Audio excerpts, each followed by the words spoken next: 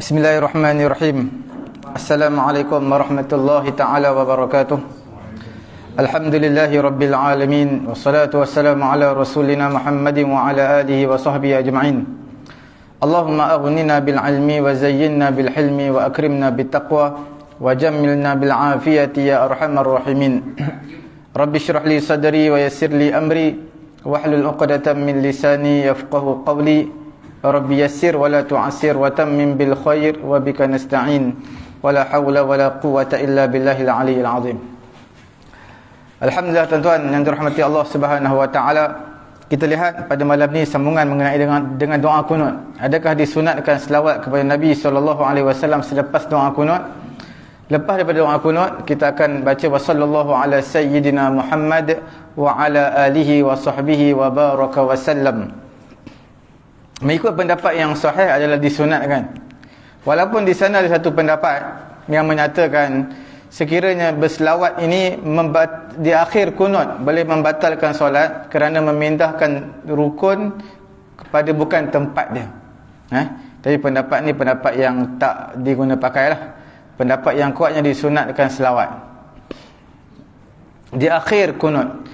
Adakah disunatkan mengangkat tangan pada doa kunut? Maka pendapat yang pertama menyatakan tak disunatkan, sebab mereka berhujah doa dalam solat ni tak perlu angkat tangan. Doa ketika sujud, doa selepas bacaan tahiyat, sebelum daripada memberi salam tak perlu mengangkat tangan. Begitu juga doa kunut. Adapun pendapat dalam mazhab Syafi'i kita, pendapat yang kuat, iaitu disunatkan untuk mengangkat tangan. Kemudian menyapu muka selepas doa kunut, kita katakan sekiranya tak disunatkan mengangkat tangan, maka taklah disyariatkan untuk menyapu muka. Sebab mengangkat tangan pun tak disunatkan, sapu muka lagi tak disunatkan. Pendapat yang kuat mengenai menyapu muka ini adalah tidak disunatkan. Imam Al-Baihaqi menyatakan, aku tidak menghafal satu riwayat pun mengenai dengan sapu muka daripada seorang di kalangan ulama-ulama salaf. Tak ada seorang pun yang dia ambil satu riwayat yang menyatakan sapu muka selepas bacaan doa kunut. Walaupun ada beberapa sebahagian di kalangan mereka ulama salaf, ada di kalangan mereka yang meriwayatkan doa di luar daripada solat. Doa di luar daripada solat angkat tangan. Sebahagian di kalangan ulama menyatakan begitu. Dan riwayat mengenai mengangkat tangan doa mengangkat tangan di luar daripada solat, ada hadis, tapi hadis tersebut hadis yang dhaif, hadis yang lemah, tapi tidak mengapa untuk diguna pakai. Dan wa huwa musta'mal 'inda ba'dihim kharij as-salah, sebahagian di kalangan ulama menggunakan hadis yang lemah ini, mengangkat tangan ketika berdoa adalah di luar daripada solat. Adapun dalam solat, maka ia adalah mengangkat tangan di dalam solat berdoa, maka dia adalah satu amalan yang tidak sabit, sama ada daripada mana-mana riwayat daripada hadis Nabi, ataupun daripada asar perkataan sahabat, ataupun daripada qiyas. Tak sabit perkara ini, mengangkat tangan ketika berdoa dalam solat, melainkan doa kunut sahaja. Maka yang aulanya, Imam Baihaqi menyatakan tak perlulah kita menyapu muka selepas daripada doa kunut.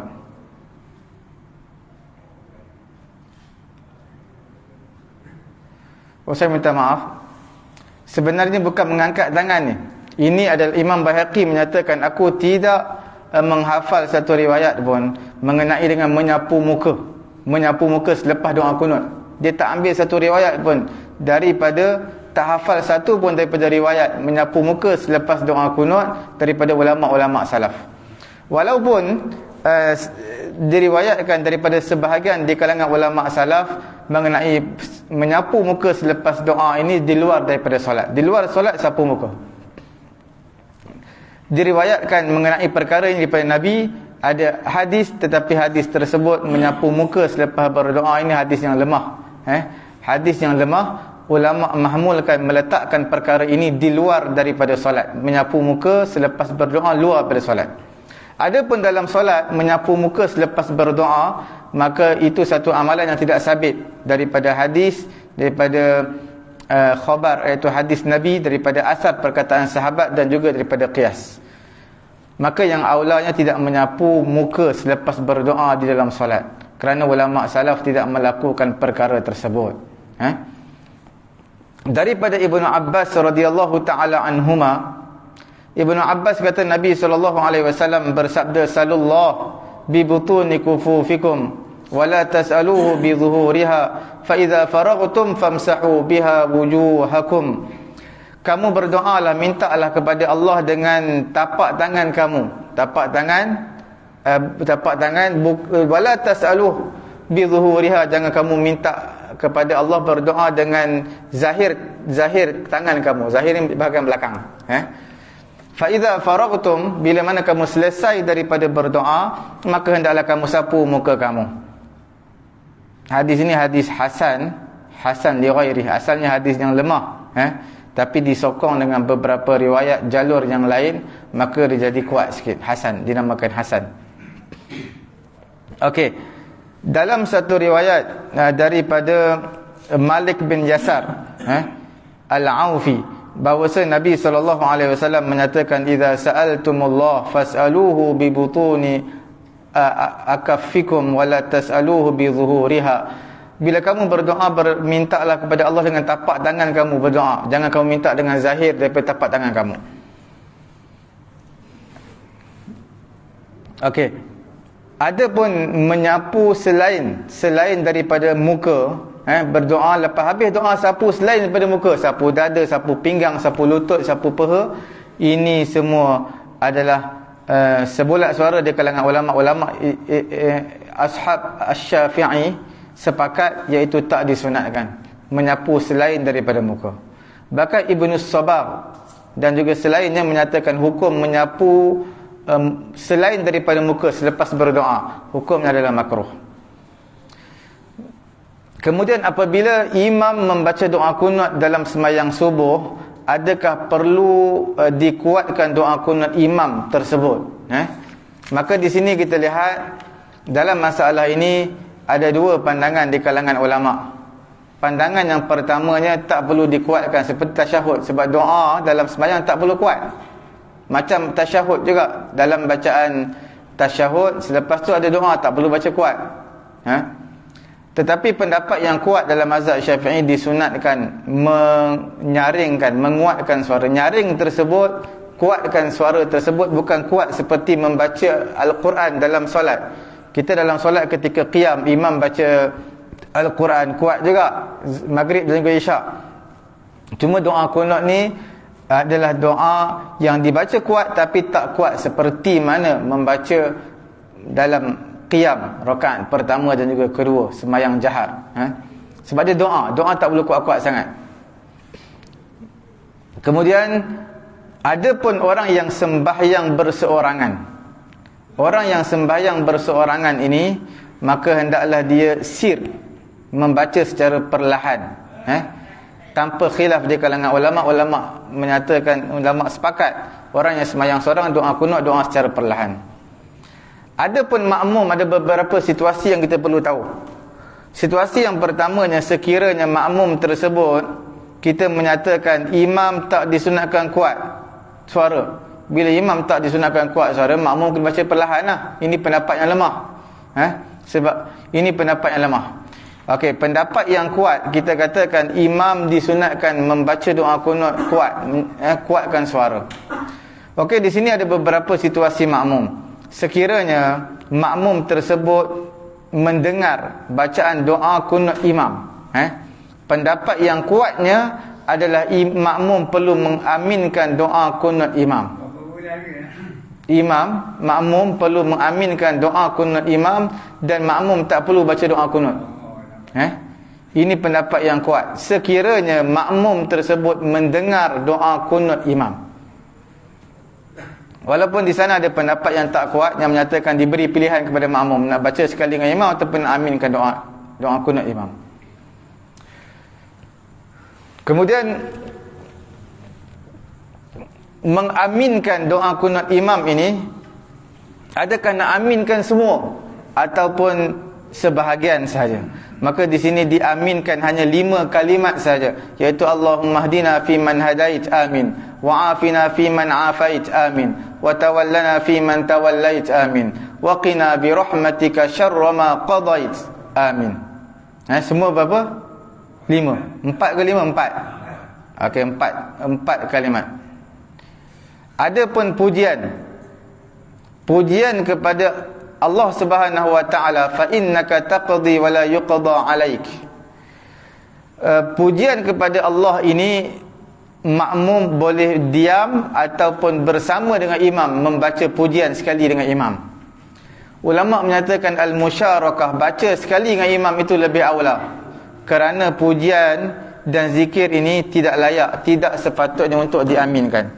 Tuan-tuan kalau lihat lepas semayang, ada sebagai imam dia baca doa juga, tapi doa bismillahilladzi la yadurru ma'asmihi syai'un fil ardi wala fis sama'i wa huwas samiul alim. Itu bukan doa, itu zikir. Itu zikir. Itu adalah zikir. Bila zikir tak perlu amin lah, kita baca sekali dengan imam. Doa lepas semayang, cerita ni doa lepas semayang. Sama juga doa kunut, sekiranya bukan doa, tak perlu amin. Amin ni makna mustajabkan doa kami.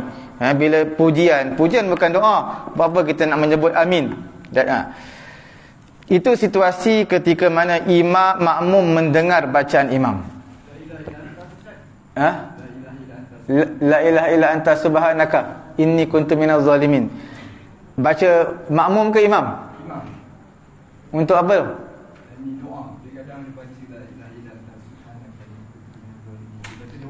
Oh, dia baca doa lepas semayang. La ilaha illa anta, tiada Tuhan melainkan kamu, subhanaka, maha suci kamu, inni kuntu minaz zalimin, sesungguhnya kami di kalangan orang-orang yang zalim. Yang ni kita zikir sekali dengan imam, sebab dia bukan doa, itu zikir. La ilaha illa anta subhanaka inna kunna minaz zalimin. Imam akan baca. Tapi perkara ni bukan doa, tu zikir. Zikir sepatutnya tak perlu kita amin, tapi kita baca sekali dengan imam. Itu yang sepatutnya lah. Okey, sekiranya situasi pertama tadi makmum dengar bacaan kunut imam.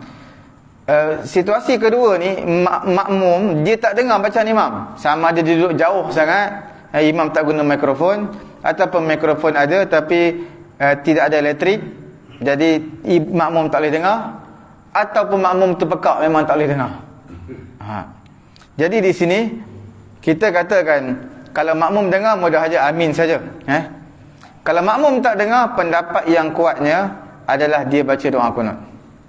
Dia membaca doa kunut.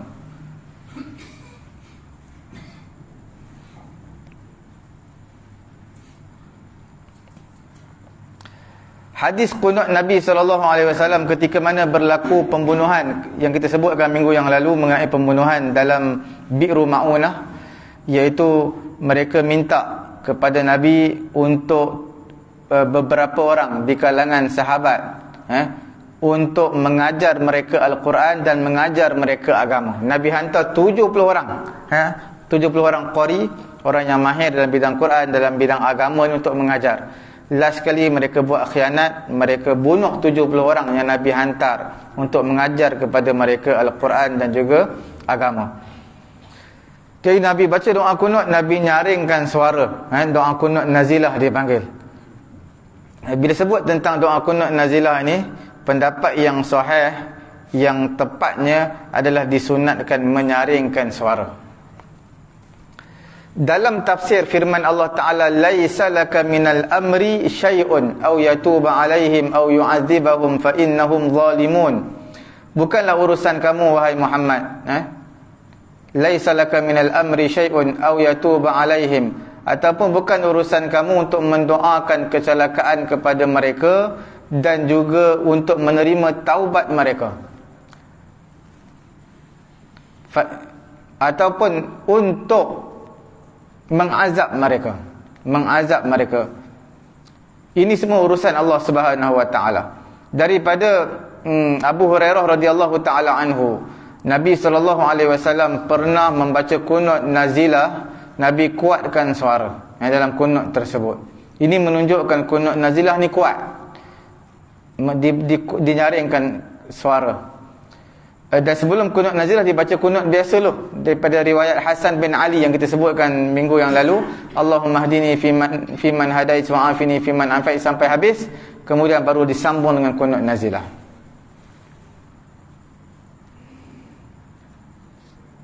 Kemudian dalam mazhab ulama-ulama fiqh, dalam mengisbatkan, mensabitkan kunut pada semayang subuh ini, mazhab Syafi'i kita hukumnya sunat. Sama ada musibah ataupun tak ada musibah, sama ada kunut nazilah ataupun bukan kunut nazilah, tetap kunut subuh tu sentiasa ada. Abdullah bin Mas'ud dan juga sahabat-sahabatnya, dan juga Abu Hanifah mengikut jalur Abdullah bin Mas'ud, dia kita panggil ashabul ra'i. Dan juga Sufyan al-Thawri, Imam Ahmad menyatakan tak ada kunut subuh. Imam Ahmad bin Hanbal, dua mazhab ini, iaitu Abu Hanifah mazhab Hanafi dan juga mazhab Hanbali, tidak ada kunut subuh. Bahkan Abu Hanifah menyatakan kunut semayang subuh ni adalah satu perkara bid'ah. Imam Malik rahimahullahu ta'ala dalam mazhabnya, mazhab Maliki, Imam Malik menyatakan mengenai kunut pada semayang subuh. Dia kata kullu dzalika wasi'un qabla ruku' wa ba'da ruku'. Doa kunut ni luas, sebelum rukuk pun boleh, selepas rukuk pun boleh. Wallazi akhadha bihi fi khassati nafsi qabla ruku'. Tapi untuk aku secara khusus, doa kunut adalah sebelum daripada rukuk, dan dia menyatakan siapa yang lupa doa kunut, maka pada sembahyang subuh, maka tak perlu sujud sahwi. Walaysa fil qunut doa ma'ruf, dan tidak ada doa kunut, doa yang dispesifikkan. Tak mengapa untuk dia berdoa dengan apa-apa doa, hajat dunia dan juga hajat akhirat dia. Sama seperti mana doa ketika mana doa sama ada ketika sujud, dan doa, dia menyatakan doa ketika rukuk adalah makruh. Itu pendapat Imam Malik lah. Jadi dalam mazhab Syafi'i kita sendiri pun, doa kunut ini tak ada doa yang spesifik. Cuma nak doa apa pun tak apa. Yang kita sebutkan minggu yang lalu, Allahumma ghafirli ya ghafur, ataupun Allahumma arhamni ya rahim, ataupun apa-apa doa yang ada doa dan juga ada pujian.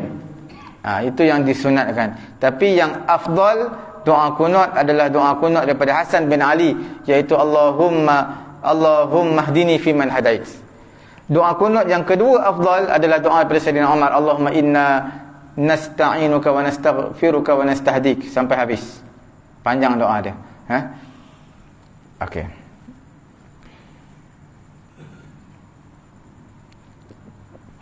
Kalau kita lihat Ibnu Qudamah dalam mazhab Hanbali, menyatakan kunut subuh ni memang tak ada. Solat-solat lain pun tak ada kunut, melainkan witir sahaja ada kunut. Itu juga yang dipegang oleh pendapat Imam Abu Hanifah dalam mazhab Hanafi. Ada satu riwayat, diriwayatkan Nabi SAW baca kunut selama sebulan, mendoakan kehancuran untuk beberapa kabilah Arab. Kemudian Nabi tinggalkan. Nabi baca doa kunut sebulan je. Abu Hurairah Ibnu Mas'ud daripada Nabi menyatakan perkara sedemikian, iaitu sebulan je Nabi buat. Daripada Abi Malik, dia kata, aku pernah bertanya kepada ayahku, ya abati, wahai ayahku, innaka qad sallaita khalfa Rasulillah, sesungguhnya kamu pernah semayang, wahai ayahku, di belakang Nabi, pernah semayang di belakang Abu Bakar, pernah semayang di belakang Umar, pernah semayang di belakang Osman, pernah juga, wahai ayahku, kamu semayang di belakang Sayyidina Ali di Kufah lebih kurang 5 tahun. Akanu yaqnutun, ada tak mereka buat doa kunut?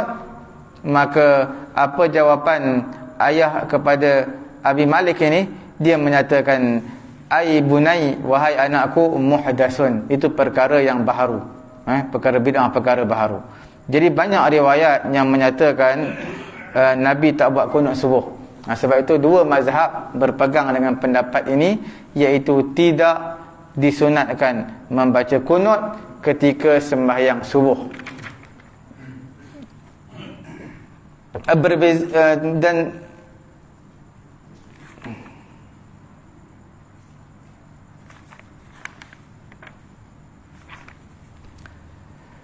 Dan ulama Syafi'i kita juga berhujah dengan hadis Anas. Apa dia? Nabi SAW qanata syahran, Nabi berkunut selama sebulan selepas daripada rukuk. Yad'u ala ahya'in minal Arab, Nabi mendoakan kehancuran untuk beberapa kabilah di kalangan orang Arab, kemudian Nabi tinggalkannya. Nabi tinggalkan bacaan doa kunut.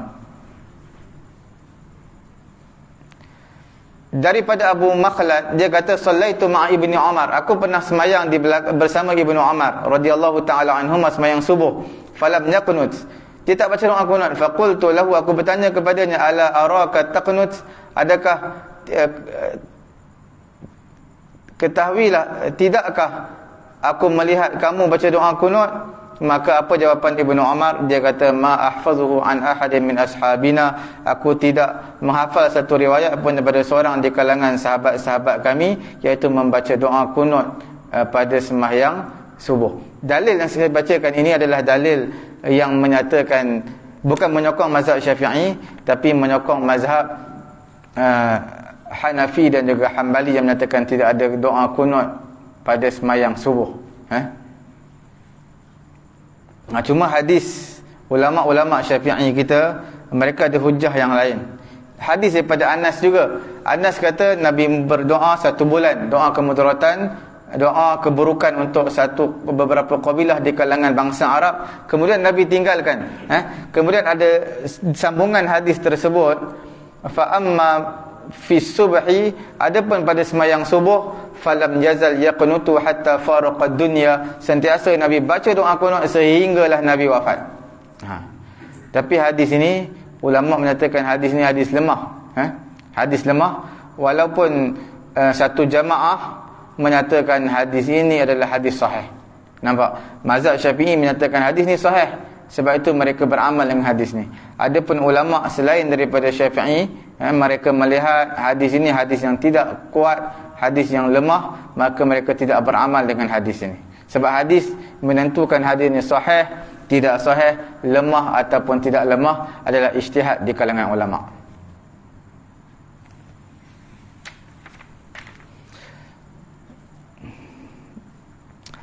Walaupun ada jawapan ulama di sana menyatakan, ada yang menyatakan ada doa kunut, ada yang menyatakan tak ada doa kunut, maka mazhab Syafi'i menyatakan mensabitkan sesuatu ibadat itu lebih didahului kerana pengetahuan yang lebih di sisi perawi hadis. Maknanya orang yang menyatakan tak ada kunut, mungkin hadis tak sampai kepada dia. Orang menyatakan ada doa kunut, kemungkinan dia mengetahui lebih. Mana maksud mengetahui lebih, hadis tu sampai kepada dia, tak sampai kepada orang yang menyatakan tidak ada doa kunut ketika sembahyang subuh. Okey, kemudian bacaan doa kunut pada selain sembahyang subuh apabila ditimpa musibah, ini dalam mazhab Syafi'i kita adalah disunatkan pada 5 waktu sembahyang. Imam At-Tahawi sendiri menyatakan lam yaqul ahadun minal ulama bil qunut fi ghairi subhi minal maktubat ghairi Syafi'i. Tak ada seorang pun di kalangan ulama menyatakan doa kunut selain daripada subuh, daripada sembahyang fardu, selain daripada Imam Syafi'i. Jadi doa kunut disunatkan pada sembahyang subuh, tetapi kunut nazilah pada mana-mana sembahyang fardu. Sembahyang sunat, macam kita sebutkan minggu yang lalu, iaitu tidak disunatkan membaca doa kunut nazilah pada sembahyang sunat, tetapi tidak dimakruhkan. Sembahyang hari raya, sembahyang istisqa minta hujan, semua tak disunatkan untuk kunut nazilah. Tidak disunatkan untuk kunut nazilah, tapi kalau nak buat tidak dimakruhkan. Makna perkara-perkara solat-solat sunat yang disunatkan berjemaah pun tak disunatkan baca kunut nazilah. Tak dimakruhkan itu sekiranya ada musibah yang menimpa orang Islam. Sekiranya tak ada musibah, saja baca doa kunut, maka hukumnya makruh. Sembahyang fardu 5 waktu maksudnya. Bukan fardu kifayah. Sembahyang jenazah pun fardu juga, tapi fardu kifayah. Jadi sembahyang jenazah tak termasuklah. Sembahyang jenazah tak termasuk. Sekiranya baca kunut nazilah, maka dia perkara yang tak sepatutnya dibuat. Sebab apa tak sepatutnya? Kerana sembahyang jenazah ni untuk ringkas. Kita nak cepat. Doa kunut, doa iftitah pun tak disunatkan baca. Doa iftitah pun tak disunatkan baca. Kunut nazilah lagi dah tak disunatkan.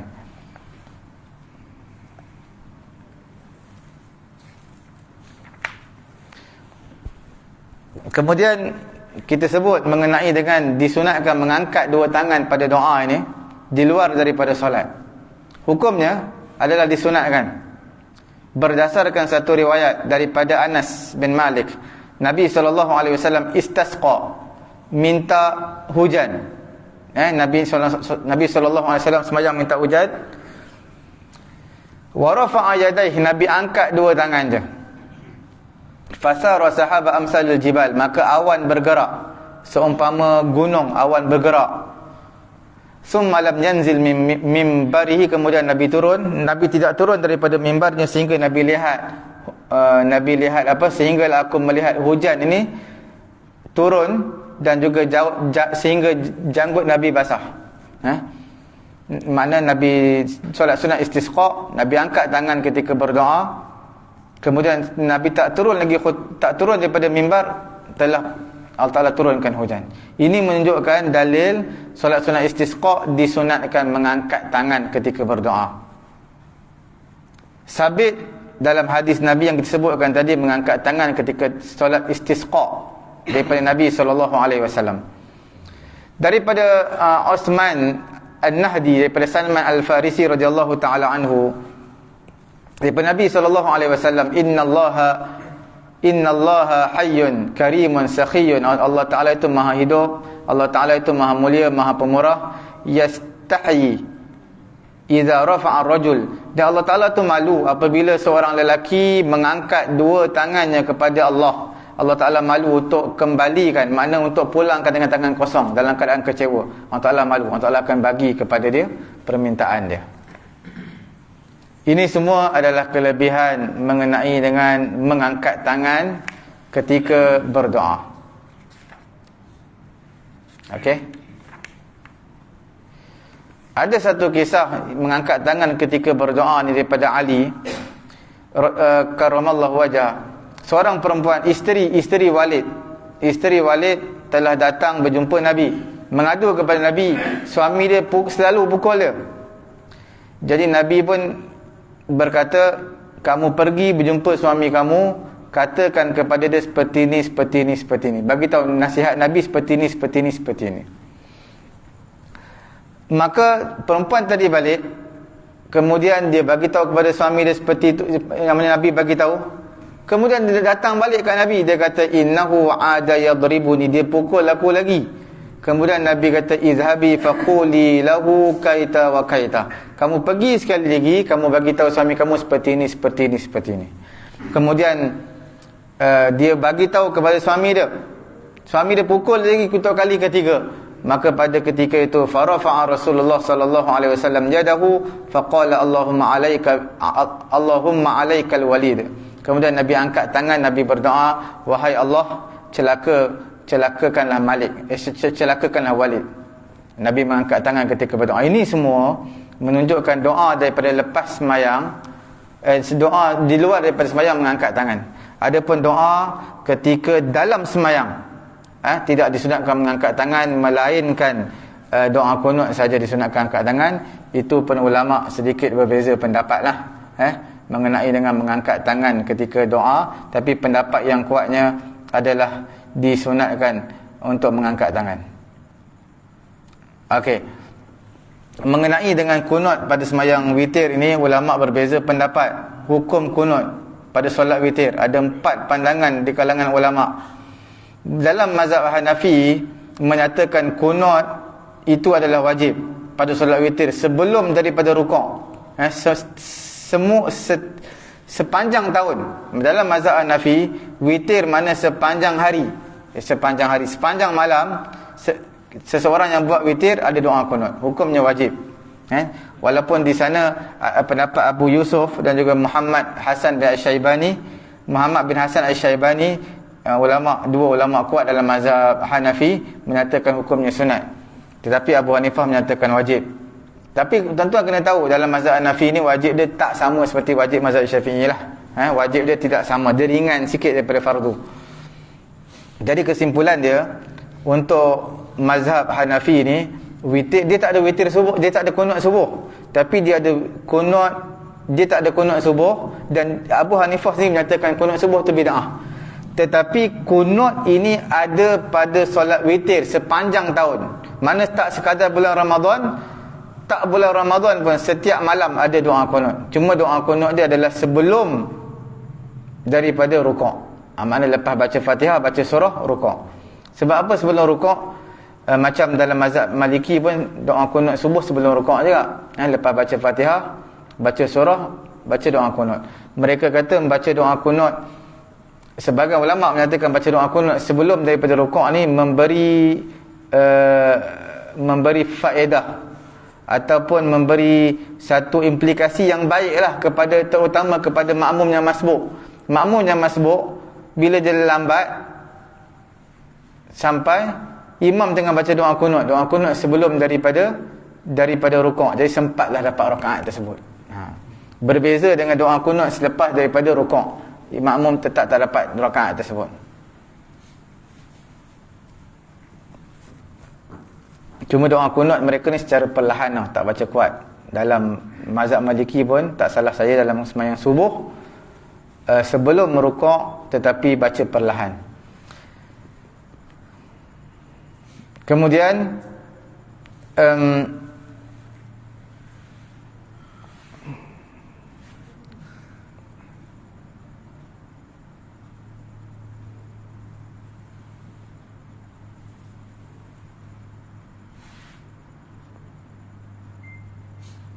itu pendapat dalam mazhab Hanafi. Yang kedua, pendapat dalam mazhab Maliki. Dalam mazhab Maliki ni satu riwayat daripada Ibnu Umar radhiyallahu taala anhuma, dia kata tak disyariatkan kunut pada solat witir. Sepanjang tahun tak disunatkan. Bahkan Imam At-Tawus menyatakan kunut pada solat witir satu perkara bid'ah. Seperti mana Imam Abu Hanifah menyatakan kunut pada solat subuh adalah satu perkara bid'ah. Jadi di sini kalau kita lihat dalam mazhab Maliki, dia berlawanan terus dengan mazhab Hanafi. Hanafi kunut witir sepanjang tahun. Maksud sepanjang tahun setiap malam.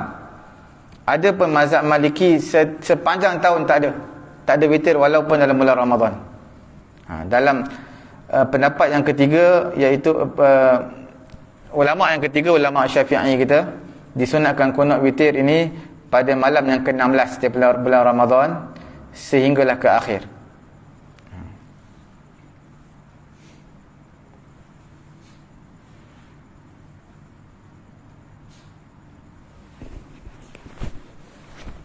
Kemudian adakah bacaan dia kuat kunut witir? Kunut witir dalam mazhab Syafi'i kita adalah kuat, jahar, dan disunatkan mengangkat tangan dan tak disunatkan menyapu muka. Kemudian disunatkan selawat di akhirnya, wa sallallahu ala sayyidina Muhammadin wa ala alihi wa sahbihi wa baraka wa sallam. Mengenai dengan selawat ini, wa sallallahu ala sayyidina Muhammadin wa ala alihi wa sahbihi wa baraka wa sallama, wa baraka wa sallama. Ada sebahagian wa baraka kemudian wa sallim, ada wa barik wa sallam. Kalau baris atas semua kita panggil dia past tense fi'il madhi, wa baraka wa sallama, wa sallam. Kalau nak fi'il amar, ayat suruhan, maksudnya wa barik wa sallim. Wa barik ni makna kamu berselawatlah dan kamu ucap salamlah kepada Nabi. Jadi doa kunut wa baraka wa sallam. Cuma yang kita sebutkan pada minggu yang lalu, kita ada sebut mengenai perkara ini.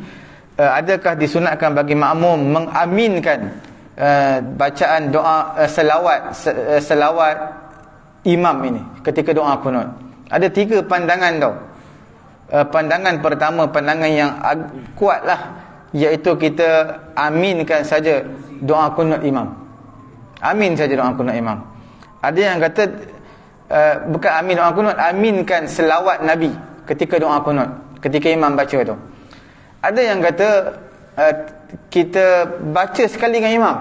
Wassallallahu ala sayyidina, bukan pujian tu kita baca, kita sebagai makmum baca, terus sambung sekali wassallallahu ala sayyidina Muhammadin wa ala alihi wasahbihi wa baraka wasallam. Ada yang kata kita gabungkan dua-dua. Ini semua adalah berpunca daripada terjemahan dia, ayat, struktur ayat, uslub ayat tersebut. Adakah ayat wassallallahu ala sayyidina Muhammadin wa ala alihi wasahbihi wa baraka wasallam, adakah dia jumlah khabariyah ataupun jumlah insya'iyah? Jumlah khabariyah ni bermaksud satu fakta perkhabaran. Maksudnya dalam wassallallahu ala sayyidina Muhammad, maksudnya Allah Ta'ala telah berselawat. Allah Ta'ala telah berselawat kepada penghulu kita Muhammad.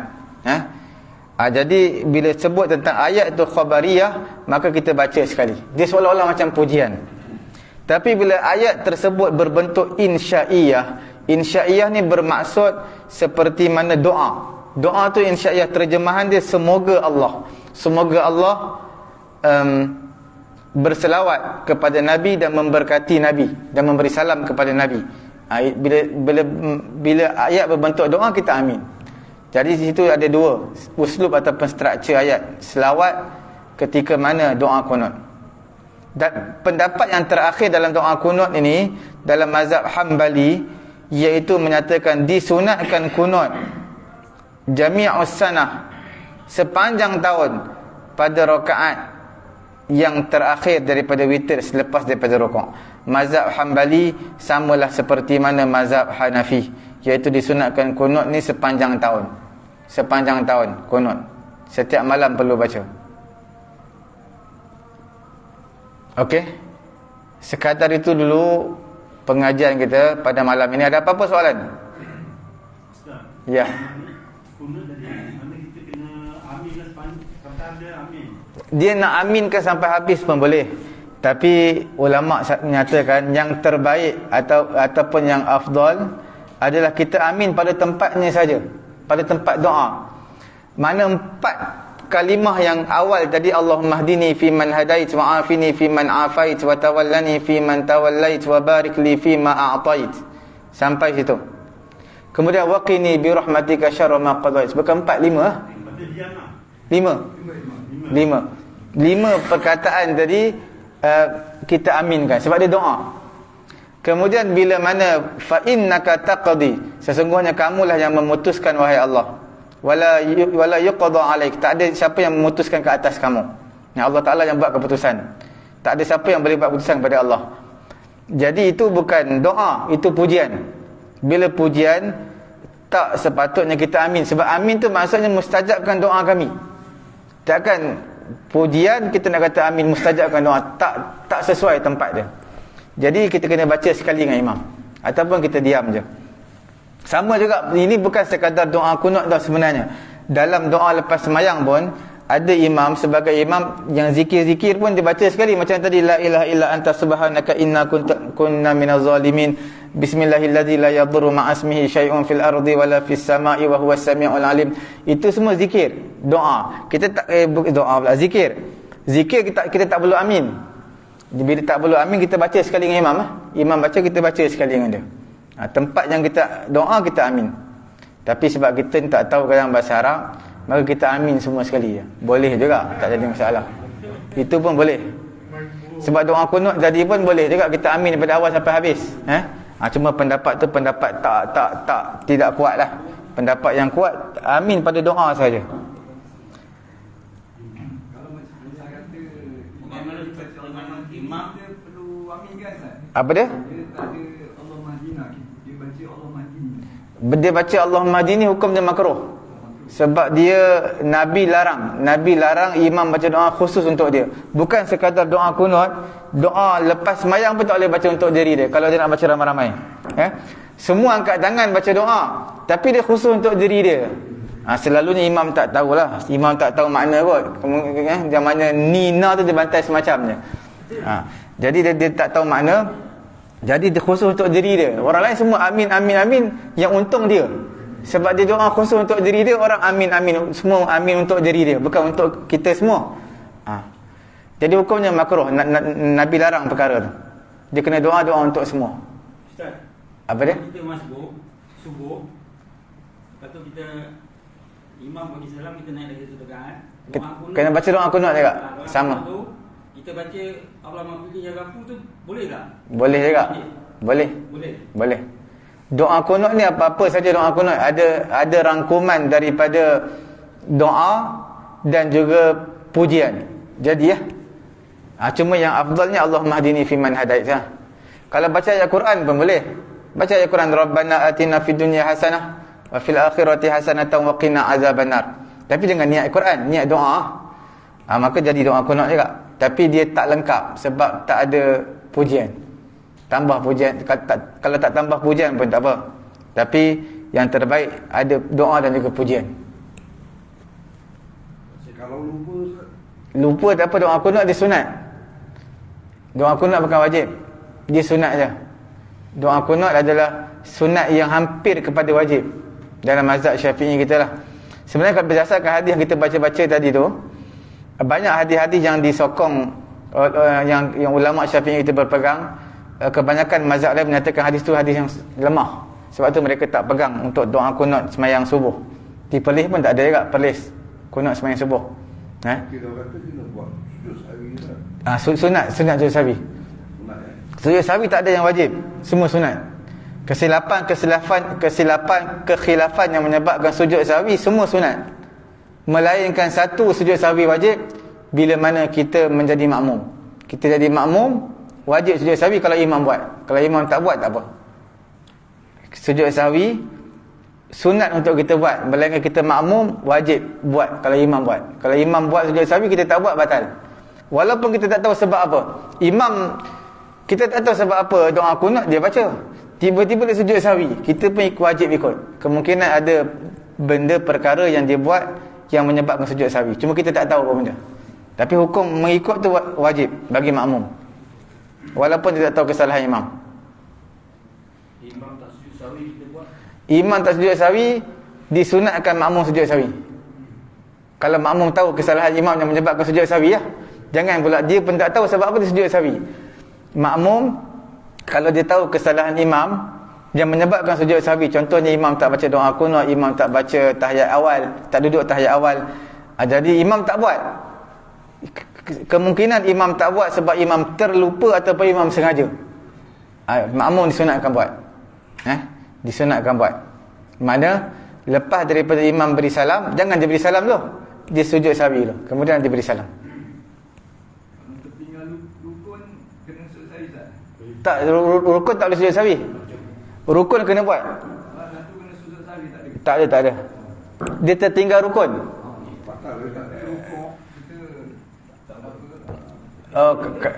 Tertinggal rukun, dia ragu-ragu ke dia wajib? Dia yakin ke dia ragu-ragu tertinggal rukun? Tertinggal tadi. Dia was-was ke dia memang yakin dia tinggal? Yakin tertinggal. Misal kata dia tak buat rukuk. Contohnya dia tak buat rukuk, dia terus sujud, dia tak buat rukuk. Jadi pada ketika itu dia kena bangun balik. Dia kena bangun balik kemudian rukuk. Sebab selalunya kalau dia tertinggal rukuk, dia kena buat satu rukun sebelum. Masa satu rukun sebelum dia kena qiyam. Sebab perbuatan qiyam nak ke rukuk tu, perbuatan nak pindah tu, itu dipanggil itu juga dikira rukun. Sebab tu kalau kita rasa kalau kita yakin kita tak buat rukuk, kita bangun kemudian kita rukuk. Bila kita rukuk, disunatkan sujud sawi habis sembahyang. Sebab apa sunat sujud sawi? Kerana kita telah menambah rukun. Kita tambah rukun sebab kita sujud tadi. Kita sujud sebelum rukuk.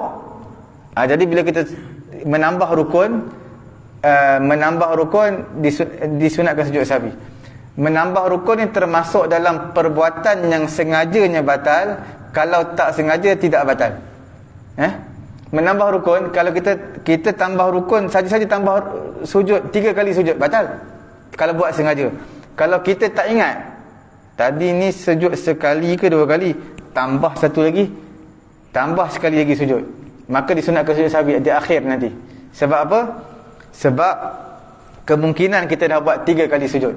Kalau tak 3 kali pun kita rasa was-was, mungkin itulah kali yang kedua sujud, ataupun kita dah buat lebih 3 kali. Jadi maknanya perbuatan kita kalau lebih pun sebab tak sengaja, sebab kita terlupa, tak membatalkan semayang. Tapi kalau sengaja, batal, maka disunatkan sujud sahwi untuk perkara tu.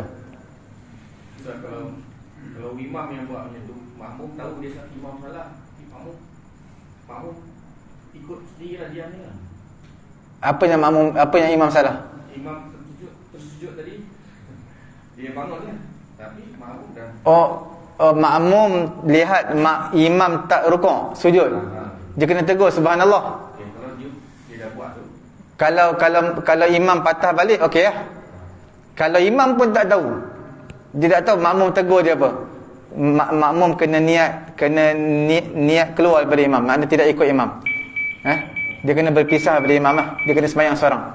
Dia teruskan semayang, tapi niat tidak mengikut imam, sebab imam dah tak mengikut rukun yang betul. Dia kena keluar. Rugi lah Ustaz. Mufaraqah. Dia dah rugi lah Rugi. Dah tak ada Jumaat lagi dah. Tak, dia kalau kan kita bincang tu dalam bab mufaraqah ni, dia ada dua, mufaraqah dengan uzur ataupun mufaraqah tanpa sebarang uzur. Kalau dengan uzur, tetap mendapat pahala jemaah walaupun sembahyang seorang. Makna kalau imam salah, kalau kita ikut, tak sah. Salah mengenai dengan rukun lah, tak sah. Jadi cara dia, kita niat mufaraqah. Mufaraqah kita mendapat pahala jemaah juga walaupun kita sembahyang seorang. Samalah macam imam, dia tak buat tahiyat awal. Tak buat tahiyat awal, makmum boleh niat mufaraqah, dan mufaraqah tu lebih afdal bagi makmum. Bukan imam, makmum tu niat mufaraqah, niat tak nak mengikut imam, itu lebih afdal berbanding diikut imam. Sebab imam telah meninggalkan sunat ab'ad, sunat yang hampir kepada wajib. Dia ada dua pilihan makmum, tapi yang terbaik niat mufaraqah. Niat mufaraqah tetap mendapat pahala berjemaah kerana imam mencuaikan solat sunat ab'ad, sunat yang hampir kepada wajib. Bila mana mufaraqah, niat mufaraqah dengan uzur, maka tetap mendapat pahala jemaah walaupun dia sembahyang seorang. Okey.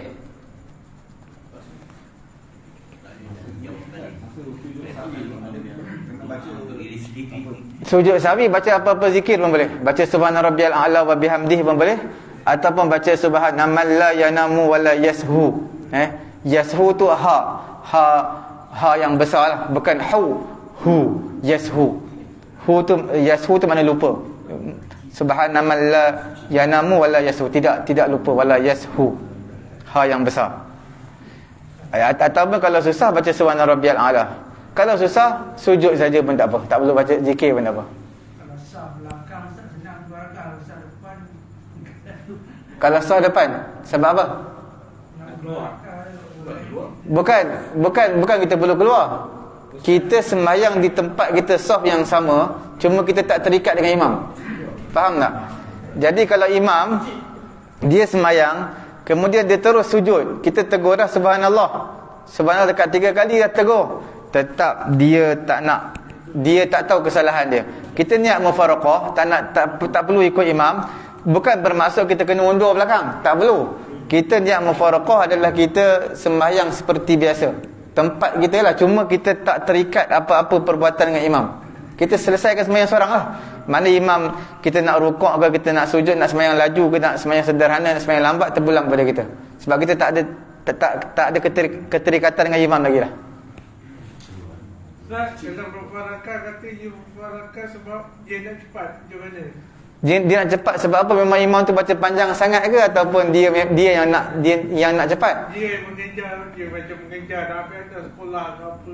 Kalau imam baca yang sederhana, bukan panjang sangat, dia yang nak cepat, dia niat mufaraqah, maka itu tidak dapat pahala secara berjemaah, solat berjemaah. Nak pahala berjemaah, kalau dia niat mufaraqah, imam baca panjang sangat, 1 rakaat sampai 2 helai dia baca, 4 page dia baca, panjang sangat, itu boleh niat mufaraqah, dapat pahala berjemaah. Tapi kalau imam baca biasa ataupun panjang sikit daripada biasa je, maka itu tak perlu niat mufaraqah pun. Kalau dia niat mufaraqah, dia tak dapat pahala berjemaah lah. Sebab mufaraqah dia atas kepentingan diri dia. Atas kepentingan diri dia.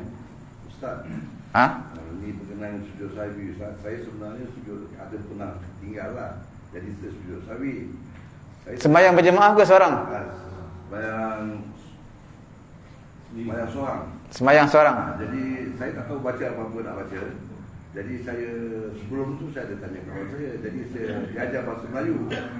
Saya baca Melayu boleh Ustaz ya? Tak, dalam sembahyang tak boleh sebut bahasa Melayu. Tak boleh baca bahasa Melayu. Dalam hati boleh lah. Cuma dalam hati, selalunya dalam hati ni khusus untuk niat je. Niat dalam hati. Saya baca apa kawan tu aja, hanya bila kita sujud tu saya baca hati kita, hanya Allah yang tidak tidur dan tidak lupa. Betul. Tapi yang kalau yang terbaik kita baca kita baca zikir, baca melalui pergerakan mulut. Lafaz mana lafaz? Lafaz tapi batal Ustaz. Tak, lafaz bahasa Arab. Kalau tak tahu kita baca subhana rabbiyal a'la, boleh je. Subhana rabbiyal a'la wa bihamdi. Boleh. Sama macam zikir sujud biasa lah. Yang dulu saya baca yang Melayu tu boleh lah Ustaz ya. Tapi dalam hati saya Tak, baca niat dalam hati boleh. Niat dalam hati boleh. Tapi sebenarnya sunat dia bukan niat dalam hati. Yang sunatnya kita lafaz apa-apa zikir. Sama ada subhanallah la yadamu wala yashu ataupun subhana rabbiyal a'la wa bihamdi. Yang sunatnya kita lafazkan zikir tu, bukan niat dalam hati. Niat dalam hati ni untuk niat saja. Niat semayang, niat untuk itu yang perlu niat dalam hati. Selain daripada tu, kita perlu lafaz. Sama juga kalau kita baca surah, selepas Fatihah baca surah, tak perlu baca dalam hati pun, kena lafaz. Walaupun baca dalam hati taklah batal semayang pun, tapi disunatkan kita lafaz. Tapi lafaz tu lafaz dalam bahasa Arab, Al-Quran. Zikir pun bahasa Arab. Dalam semayang tak boleh bahasa Melayu, dia batal semayang. Apa-apa sebutan dalam bahasa Melayu dia boleh, selain bahasa Arab batal semayang. Okey? Tadi saya yang tadi kan apa, kita imam tahiyat awal tadi tu makin tegur subhanallah, imam dia turun balik boleh ke Ustaz? Kalau imam turun balik batal semayang imam. Batal.